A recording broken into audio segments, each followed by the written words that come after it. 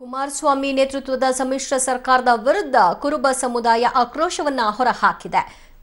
ಕುರುಬ ಸಮುದಾಯದ ಮುಖಂಡರಾದ ಮಾಜಿ ಸಿಎಂ ಸಿದ್ದರಾಮಯ್ಯರನ್ನ ಕಡೆಗಣಿಸಲಾಗ್ತಾ ಇದೆ ಅಂತ ಟೀಕಿಸಿದೆ.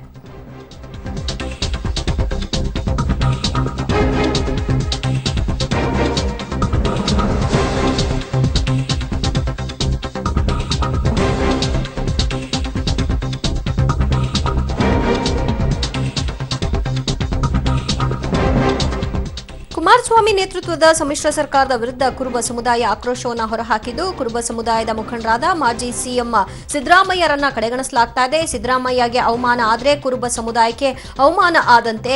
ಈ ಸರ್ಕಾರ ಅಸ್ತಿತ್ವಕ್ಕೆ ಬರಬೇಕಾದ್ರೆ ಕುರುಬ ಸಮುದಾಯದ ಪಾತ್ರ ಬಹಳ ದೊಡ್ಡದ್ದು. ನಮ್ಮ ಸಮುದಾಯಕ್ಕೆ ಸೇರಿದಂತಹ ಅಧಿಕಾರಿಗಳ ವರ್ಗಾವಣೆ ಮಾಡಿ ಕಿರುಕುಳವನ್ನ ಕೊಡಲಾಗ್ತಾ ಇದೆ. ಕುರುಬ ಸಮುದಾಯವನ್ನ ಕಡೆಗಣಿಸಿದ್ರೆ ಹೋರಾಟ ಮಾಡ್ತೀವಿ ಅಂತ ಕುರುಬ ಸಂಘ ಎಚ್ಚರಿಸಿದೆ. ಸಮ್ಮಿಶ್ರ ಸರ್ಕಾರದಲ್ಲಿ 2-3 ದಿನಗಳ ಒಳಗೆ ಕೆಲವು ನಮ್ಮ ಸಮಾಜದ ಅಧಿಕಾರಿಗಳನ್ನ ವರ್ಗಾವಣೆ ಮಾಡಿದ್ದಾರೆ. ವರ್ಗಾವಣೆ ಮಾಡಿ ಅವ್ರಿಗೆ ಪೋಸ್ಟಿಂಗು ಕೊಟ್ಟಿಲ್ಲ. ಕೆಲವು ಅಧಿಕಾರಿಗಳನ್ನ ಅವಧಿ ಪೂರ್ವ ವರ್ಗಾವಣೆ ಮಾಡಿದ್ದಾರೆ. ಈಗ ಜಾಯಿನ್ ಆಗಿ 3 ತಿಂಗಳು 4 ತಿಂಗಳು ಆದಂತ ಅಧಿಕಾರಿಗಳನ್ನ ಸಹಿತ ವರ್ಗಾವಣೆ ಮಾಡಿದ್ದಾರೆ. ಸೊ ಅದಕ್ಕಾಗಿ ನಮ್ಮ ಸಮಾಜದಲ್ಲಿ ಎಲ್ಲೋ ಒಂದ್ ಕಡೆ ಈ ಸರ್ಕಾರ ನಮ್ಮ ಸಮಾಜದ ಅಧಿಕಾರಿಗಳ ಅನ್ಯಾಯ ಮಾಡ್ತಾ ಇದೆ, ನಮ್ಮ ಸಮಾಜಕ್ಕೆ ಅನ್ಯಾಯ ಆಗ್ತಾ ಇದೆ ಅಂತಕ್ಕಂಥ ಮಾತು ಕೇಳಿ ಬರ್ತಾ ಇದೆ. ಈ ಸಮ್ಮಿಶ್ರ ಸರ್ಕಾರದ ರಚನೆಯಲ್ಲಿ ಕುರುಬರ ಪಾತ್ರ ಬಹಳ ದೊಡ್ಡದಿದೆ.